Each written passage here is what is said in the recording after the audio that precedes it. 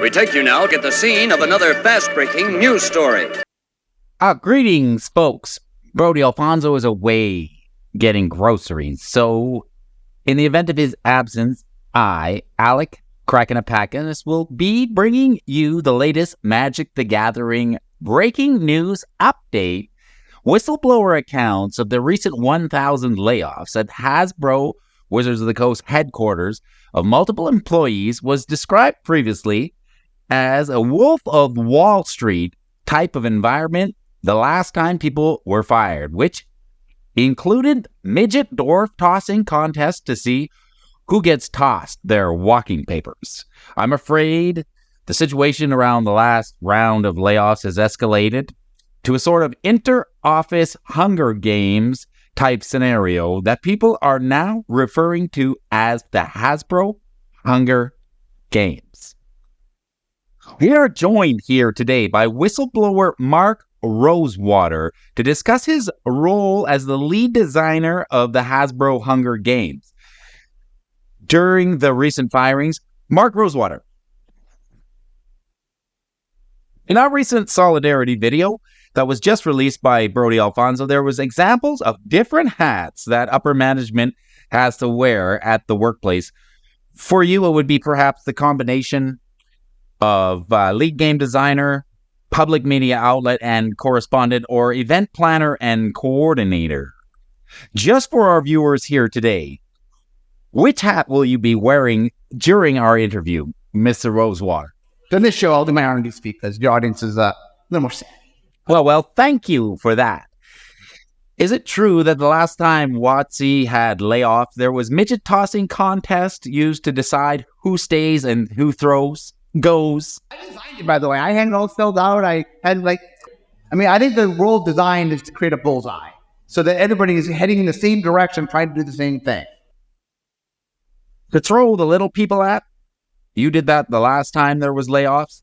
You called it Act 1, I believe.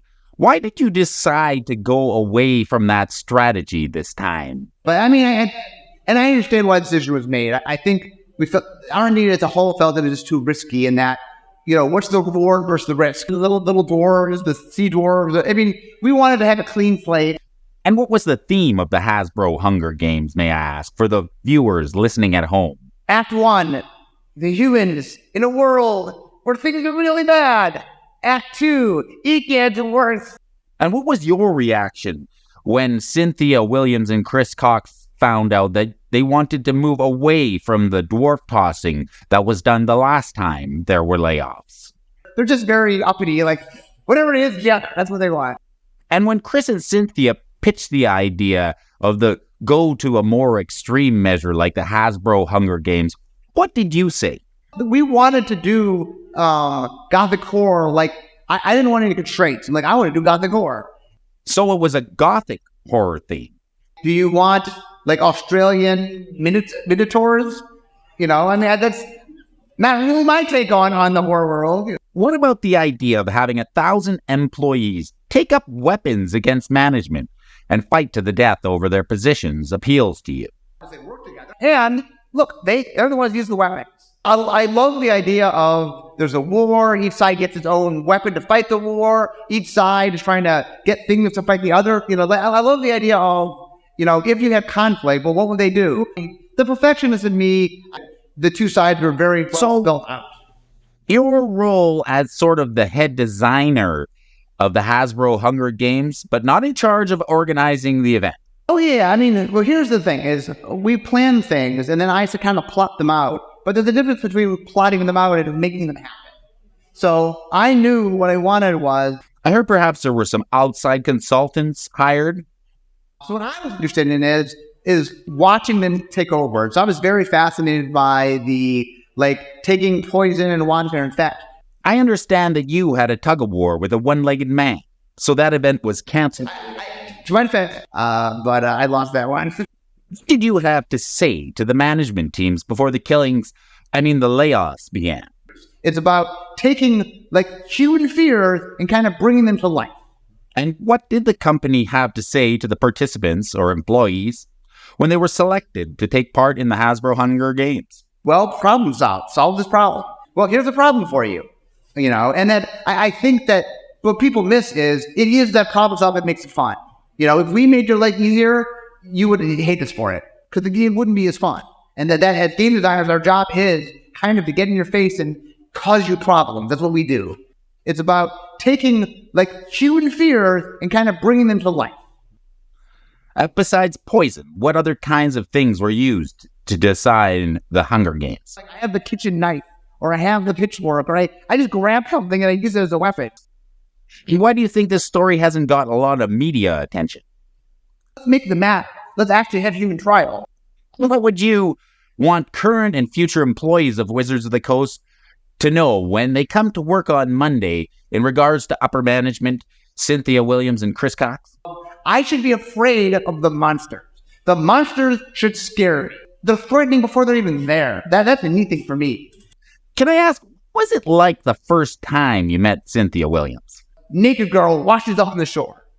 And if there was one word that you could use to describe Cynthia Williams' Wizards of the Coast? Horror. For example, this is subtle, but I think good, is I put a little more randomness than normal. And the math says, yes, take the chance, but the gut sort of says, I'm kind of afraid of it. And where do you see Cynthia's role in the near future? Dead, wrapped in plastic, is so much cooler than just naked on the beach. How did the laid-off employees react when they lost their jobs? Like zombies. I could kick the ass of a zombie. Anyone zombie, give me a shovel, I can take the zombie. Would you say that the Hasbro Hunger Games is your greatest game design to date, totaling a whopping 1,000 layoffs? Oh my God, can I follow this up? Can I do something that's gonna match? I think we can. And next year will just be different. It won't be this. So no horror next year. But it is daunting. I can't help but think that you're enjoying this. It's very hard to come up with the thing that you haven't done yet and then convince people because, you haven't done it yet. I need to convince them. Some people might say that instead of a mass layoff of its employees, it may be an option for executives to take a pay cut in order to let some of those people keep their jobs and just listen to what the public is telling Wizards of the Coast. So stop overproducing sets, allow local game stores to make a profit, and instead undercutting prices on Amazon. Really? You think that's a good idea? Why is that a good idea? And it wouldn't be good for Magic. You guys want the checks and balances. Thank you very much for joining us for this short interview with head Hunger Games designer Mark Rosewater, pending the recent 1,000 employee layoffs over at Wizards of the Coast. Thank you very much for tuning in. This has been another Magic the Gathering special report brought to you by your host, Alec Krakenapakis. I think that went well.